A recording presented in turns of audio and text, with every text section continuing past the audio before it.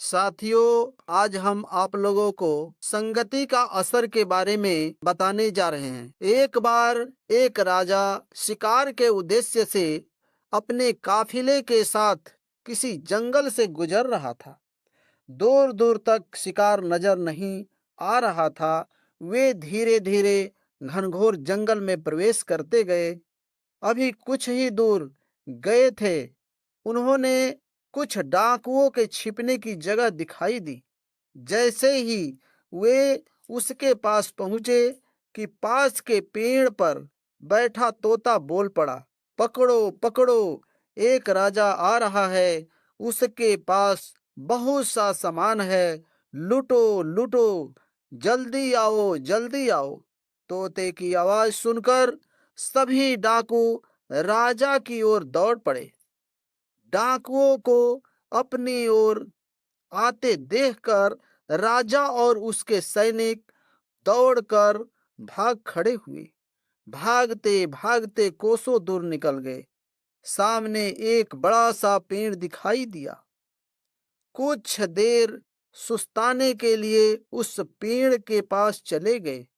जैसे ही पेड़ के पास पहुंचे कि उस पेड़ पर बैठा तोता बोल पड़ा, आओ राजन, हमारे साधु महात्मा की कुटी में आपका स्वागत है। अंदर आइए, पानी पीजिए और विश्राम कर लीजिए। तोते की इस बात को सुनकर राजा हैरान में पड़ गया और सोचने लगा कि एक ही जाति के दो प्राणियों का व्यवहार इतना अलग अलग कैसे हो सकता है। राजा को कुछ समझ नहीं आ रहा था। वह तोते की बात मानकर अंदर साधु की कुटिया की ओर चल गया। साधु महात्मा को प्रणाम कर उसके समीप बैठ गया और अपनी सारी कहानी सुनाई।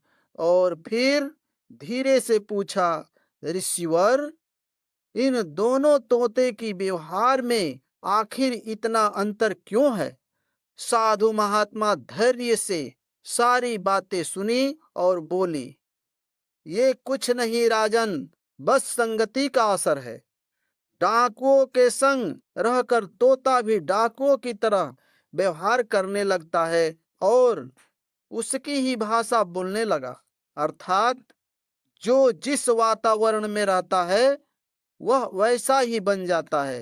कहने का तात्पर्य यह है कि मूर्ख भी विद्वान के साथ रहकर विद्वान बन जाता है, और अगर विद्वान भी मूर्खों के संगत में रहता है तो उसके अंदर भी मूर्खता आ जाती है। इसलिए हमें संगति सोच समझकर करनी चाहिए।